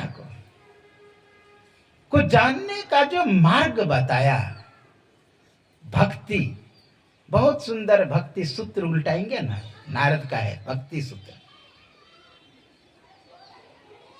भक्ति, भक्त, भगवंत, एक धातु का अनेक अर्थ है, वेद में दिया है। एक एक शब्द का अलग अर्थ है। तो यहां पर नारद रूप में भगवान आकर के भक्ति का प्रचार प्रसार किया। फिर चौथा, धर्म की पत्नी के गर्भ से एक और भगवान का जन्म हुआ। फिर हुआ कपिल के रूप में। आप लोग जानते हैं कपिल मुनि सांख्य दर्शन अपनी माँ देवहूति को सुनाए। 6 दर्शन में एक दर्शन है सांख्य दर्शन, जिसके विषय में आया पंचविंशति तत्वज्ञो यत्र तत्रा आश्रमे बसे जटी मुंडी सुखी वापी मुच्यतो नात्र संशया। 25 तत्वों का ज्ञान, पंचविंशति, 5 और 20, पंचविंशति तत्वज्ञो, तत्व को जो जानता है, यत्र तत्र आश्रमे बसे, किसी आश्रम में है, गृहस्थ धर्म में है, संन्यास धर्म में, किसी आश्रम में निवास कर। पंचविंशति तत्व यत्र तत्र आश्रम, जटी थोड़ा उदार देता है, थोड़ा खुलासा करता है। जटी यानी जटा जो धारण करता है, मुंडी जो मुड़ा करके रख, जटी मुंडी, सिक्की यानी सिखा जो रखता है। सिखा कहते चोटी को, चोटी कहते गांव में देहात में टीक है, ऐसा कहता है। जटी मुंडी सिखी वापी, वो और अपी कोई और भी हो, मुच्यतो नात्र संशया, उसकी मुक्ति हो जाती, इसमें कोई संशय नहीं। आगे आप व्याख्या सुनेंगे देवहूति के संवाद में, कपिल मुनि का जब जन्म होगा। तो यहाँ पर कपिल संक्षिप्त से केवल गिना रहे हैं। कपिल मुनि का जन्म हुआ और उन्होंने शंख दर्शन का उपदेश किया। दत्तात्रेय के रूप में भी आए। प्रहलाद का आप लोग जानते हैं, एक नरसिंह रूप में भी भगवान आए, प्रहलाद को भक्ति बताया और हिरणा कश्यपु का वध किया।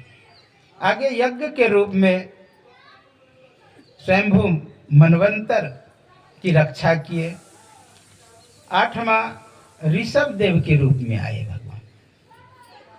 ऋषभ देव जिससे ये जैन धर्म चला है, जैन धर्म के प्रवर्तक प्रारंभ का ये ऋषभ देव ही है। ऋषभ देव ने परमहंसों का मार्ग बताया। परमहंस मतलब खाने पीने का कोई सुध नहीं, जहाँ बैठा है बैठा है, जहाँ सोया है सोया है, हाँ, जिस स्थिति में मस्त है, इस तरह परमहंसों का मार्ग बताया। नम पृथु के रूप में आए और पृथ्वी का दोहन किए। आगे सबका कथा आएगा। 10वां मत्स्य के रूप में, आप लोग जानते हैं मत्स्य के रूप में विवस्वत मनु का के जो वर्णन है विशेष रूप से मत्स्य अवतार की कथा में। फिर है कच्छप। आप लोग जानते हैं कि मंत्राचल पर्वत जब नहीं टिक रहा था समुद्र में, उस समय कच्छप रूप में भगवान आकर के मंदराचल को अपने पीठ पर धारण किया, यानी अमृत निकालने में बहुत बड़ा सहयोगी रहा है कच्छप रूप। फिर आगे 12वां है धनवंतरी के रूप में आए। इसी तरह आप लोग जानते हैं मोहिनी के रूप में भी भगवान आए और अमृत देवताओं को पिलाए। 15वां वामन रूप में, 16वां परशुराम के रूप में, और आप लोग जानते हैं राम के रूप में, कृष्ण के रूप में। इस तरह बलराम भी एक कहे जाते हैं और परशुराम भी। इसी तरह बुद्धावतार का भी है, कल की अवतार हंस है ग्रीव। ये 24 अवतार मुख्य रूप से गिनाया गया। आगे सूत जी से प्रश्न करते हैं शौनक आदि ऋषि, हे ऋषिवर, और भगवान ने कौन सब लीला किए।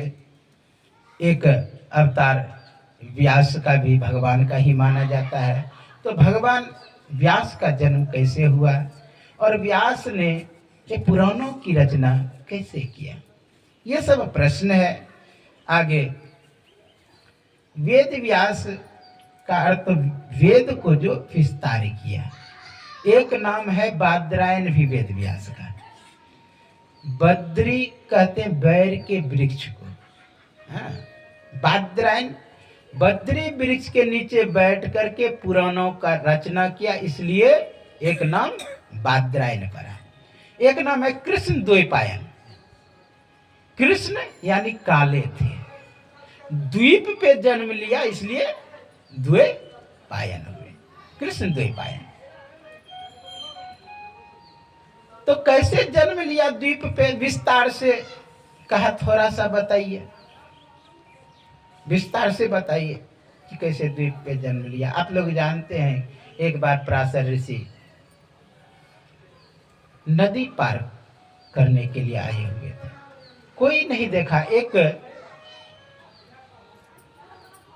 स्त्री को देखा कि नाव पर बैठी है, उसको पुकार लगाए आए और नाव पर बैठे।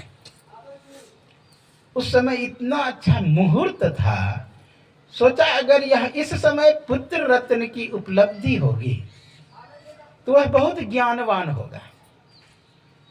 पराशर ऋषि जब उस पर बैठे तो यह विचार ही कर रहे थे पराशर ऋषि। बगल में जो मत्स्यगंधा नाम थी, यानी केवट की पुत्री थी, निषाद राज की पुत्री थी, तो उसके पास प्रस्ताव रखती है, हे पुत्री, अभी इतना अच्छा मुहूर्त है, अगर अभी गर्भाधान संस्कार होगा तो निश्चित रूप से महामानव का जन्म होगा, संसार का कल्याण होगा। एन प्रकारन मुहूर्त अच्छा समझ करके उन्होंने भी अनुमति दी। और उसी समय आप लोग जानते हैं व्यास देव का जन्म हुआ, और ज्यों ही जन्म हुआ द्वीप पर, उसका बाद में नाम पड़ा मत्स्यगंधा से सतवती। सतवती बाद में नाम पड़ा है, पहले मत्स्यगंधा, उसके शरीर का गंध दूर दूर तक फैलती, मछली के तरह, इसलिए मत्स्यगंधा, मछली के तरह जिससे गंध पहले वह है मत्स्यगंधा, बाद में वही सत्यवती बनी। तो इस तरह व्यास का जन्म हुआ। व्यास भजन किए, तपस्या किए और एक बहुत बड़े महामानव महर्षि बन गए। महर्षि जब हुए, उसने लोक कल्याणार्थ उन्होंने एक वेद को 4 भागों में विभक्त किया, ऋक्, साम, यजुर, अथर्व। तो इसका जब रचना किया, ऋक्, साम, अथर्व, इस तरह, तो इसका प्रचारक बनाए, ऋक् का प्रचारक बनाए पहल ऋषि को, साम वेद का जैमिनी को, यजुर का वैशंपायन का, अथर्वा का सुमंतु मुनि को, और इतिहास पुराण का प्रचारक बनाए रोमहर्षण। इस तरह पुराणों की रचना किया, वेदों का रचना किया, पुराणों का 17 पुराण का रचना कर दी।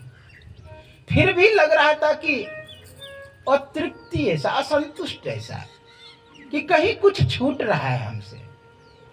अतृप्त अवस्था में बैठे हुए थे। उसी समय उधर से नारद बाबा आए। जब नारद बाबा आए तो कहते हैं कि कथक मुखम परिसुष्यते, क्यों तुम्हारा मुख सूखा हुआ है, क्यों परेशान है? लगता है धनवान व्यक्ति का जैसे धन खो जाए, बलवान व्यक्ति का बल खो जाए, उस तरह आप बैठे हुए। कहा, नारद, मैंने भली प्रकार से ब्रह्मचर्य पालन करके मैं पुराणों की रचना किया, वेद वेदांतों का रचना किया, लेकिन लग रहा है कुछ की असंतुष्ट ऐसा, अतृप्त ऐसा, कुछ छूट रहा है। तब नारद कहते हैं कि आपने वेद का रचना करके क्या किया? लोगों को तो और कर्म कांड में फंसा दिया। क्या लोगों को मिलता है? मान लिए बोल गए हरि ओम गण अनंतवा गणपति गुम हवामहे प्रिय अनंतवा प्रियपति गुम, लोगों को कुछ तो पकड़ में ही नहीं आया क्या बोला गया। तो आपने क्या किया? कर्मकांडों में फंसा दिया। आपने ऐसी ग्रंथ की, बोलिए श्री सद्गुरु महाराज की जय, ऐसी ग्रंथ की रचना नहीं किए जिसमें सत्संग परक हो, जिसमें लोग को समझ में आवे, जिससे लोगों का कल्याण हो, जिसमें भगवान का गुणगान हो। उस ग्रंथ की आपने रचना नहीं की। कहा कि सत्संग से क्या होता है? तो नारद कहते प्रत्यक्षम किम परमानम, मैं स्वयं प्रत्यक्ष हूं सत्संग के प्रभाव से। दासी के नारद, हिरणी से श्रृंगी ऋषि, अंडा से वृंदा सुखदेव जी का हाथ है, कोलहंडू से वाल्मीकि, मत्स्यगंधा से व्यास, सुद्रिनी से भरद्वाज महिमा लखात है। कहे कवि केशवदास, कहाँ लो करो बखान, सत्संग के प्रभाव से ब्राह्मण पद पात है। कहा दासी का नारद, पूर्व जन्म में मैं दासी पुत्र था। वाल्मीकि नारद घटियोनी, निज निज मुखनी कहे निज होनी। तो नारद बाबा कहते मैं पूर्व जन्म में दासी का पुत्र था। एक दिन की बात है, मेरे गांव में महात्माओं की टोली आया, जमात आया। जमात यानी महात्माओं की टोली, एक बहुत बड़ा संगठन के रूप। जैसे हरिद्वार में मंडली चलता है महात्मा, देखेंगे कि इधर 200 जा रहा है, उधर 500 जा रहा है, नए कहीं तो कुंभ में जाके देखिएगा, हाँ 500 उधर जा रहा है, 200 उधर जा रहा है, 200 उधर जा रहा है, खाली महात्मा बराबर। तो कहा महात्माओं की टोली जमात, अनेक ढंग से जमात चलता था, कोई 5 जन, कोई 10 जन, कोई 20 जन, इस तरह चलते थे। अभी भी गंगदेव का मंडली चलता है, पूरे भारत भ्रमण करता है। एक भगवतानंद बिहार के ही साधु हुए हरिद्वार में, बहुत पैसे वाले थे महात्मा, तो लेकिन पैदल चलते थे, पैरों में जूते नहीं, एक मात्र कपड़ा ओढ़ने के लिए, एक बस पहनने के लिए, शरीर पूरा खोला, एकदम विरक्त। तो कहने का भाव कि दासी के नारद, पूर्व जन्म में जो दासी थे तो उसके गांव में महात्माओं का जमात आया और वही चातुर्मास बिताने लगे। चातुर्मास समझते हैं? 4 महीने एक जगह बैठ करके ध्यान भजन करना। महात्मा लोग 4 महीने विचरण नहीं करते थे, रुकते थे। अभी भी जो परिक्रमा करते हैं नर्मदा मैया का, 4 महीना एक जगह रुकते हैं, क्योंकि बरसात हो जाती है, सभी जगह नदी नाले भर जाते हैं, चलने में भी दिक्कत, या नहीं तो जीव जंतु जो है उसे दुख होने लगता है, पीड़ा पैरों से दबा जाता है, इसलिए रुक जाते हैं महात्मा। तो नारद बाबा के गांव में ही जमात रुक गए। नित्य दिन सत्संग हो, नित्य दिन भजन हो। तो उसकी माँ थाली धोने के लिए महात्माओं के जाते थे, जूठन धोने के लिए। जो जूठन बचा हुआ रहता उसे लेके आते थे और नारद बाबा खाते थे। और उसका संस्कार, वो जो जूठन खाए उसके संस्कार से वह संस्कार जग गया पूर्व जन्म का, और सोचा मैं भी सत्संग सुनूं। छुप करके कहीं टटिया के बगल से सुनते थे। कोई महात्मा देख लिया कि अरे नारद वहां सत्संग सुनता है, छुप कर यहाँ आओ, मेरे आगे बैठो। कहा महाराज हम नीचे, का नहीं मेरा आदेश है, आगे बैठो। 4 महीना सत्संग सुना, 4 महीना। और 4 महीना जब सुना, जब महात्मा जाने लगा तो उसी के पीछे लग गए। इसीलिए बुद्ध ने कहा जो बुद्ध के समीप आया वो लौट के नहीं गया, जो लौट के गया वो बुद्ध के शरण में आया ही नहीं। उसका बेटा गया छोटा सा, हाँ, कि आपके पास भेजे हैं, भेजी है माँ, तुरंत ललका कपड़ा दे दिए, सन्यास। गया ही नहीं लौट के माँ के पास। इसलिए महात्मा के पीछे लग गया, लेकिन महात्मा समझाए तुम्हारी माँ है, तुम एकलौता पुत्र हो, इसलिए माँ का सेवा करो। अभी माँ का सेवा करो, माँ से का शरीर छूट जाएगा तब तुम भजन करना। हुआ क्या, वही कुछ दिन के बाद फूल ने अर्थात ये सर्प ने उसकी माँ को छू लिया, शरीर पूरा हो गया। और जानते उसे खुशी होने लगा कि अब ठीक है। निकल पड़े उत्तर की ओर। एक बहुत सुंदर मनोरम जगह था, बगल में झरना गिर रही थी, आसपास फलों से लदे हुए वृक्ष थे, मनोरम जगह। वहां बैठ करके भजन करने लगे, भगवान का ध्यान करने लगे, भगवान का ज्यों ही ध्यान करने लगे। अंदर में सुंदर झांकी का दर्शन होने लगे। इतने में बस भगवान उस झांकी को खींच लिए। जिस तरह की मछली तड़पने लगता है पानी के बिना, उस तरह नारद तड़पने लगे। उसी समय आकाशवाणी हुई रहे, नारद इस जन्म में तुम्हें दर्शन नहीं दूंगा। कहा कि अगर नहीं दर्शन देना था तो वह मोहनी छवि आपने क्यों दिखाया? कहा इसलिए कि संस्कार बना रहे, तुम्हारा ललक बना रहे भगवान के प्रति।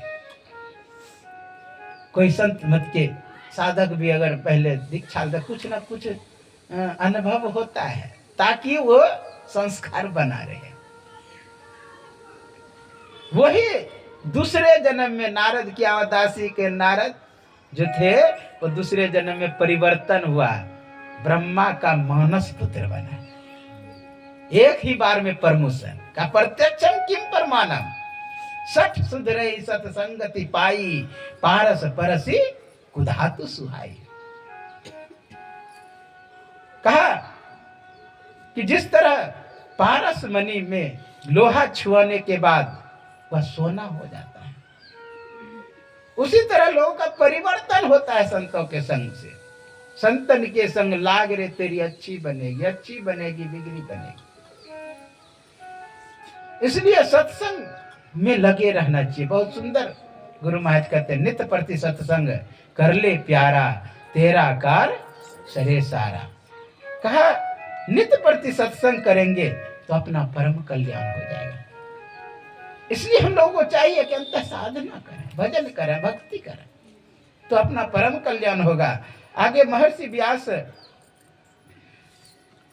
द्वारा 18वां पुराण की व्याख्या हम करेंगे शाम के समय में, विशेष रूप में।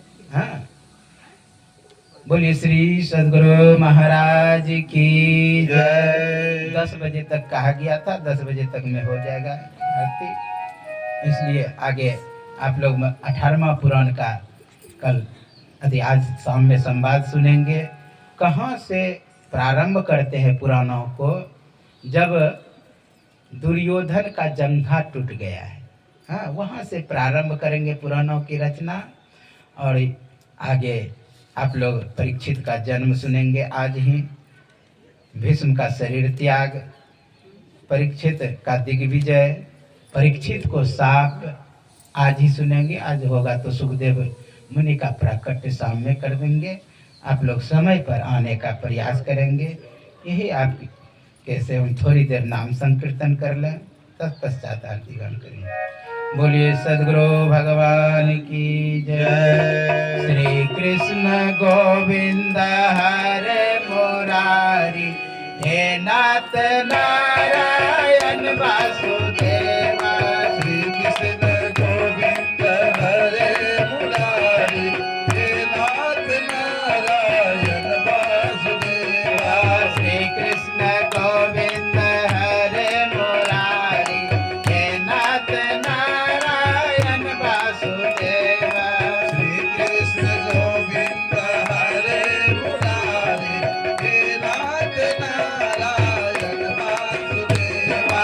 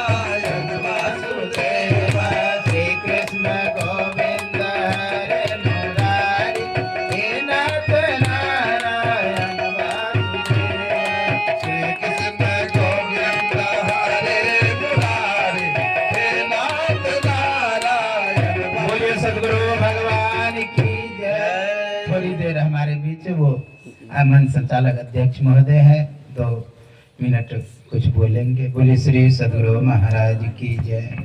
तब आरती होगी।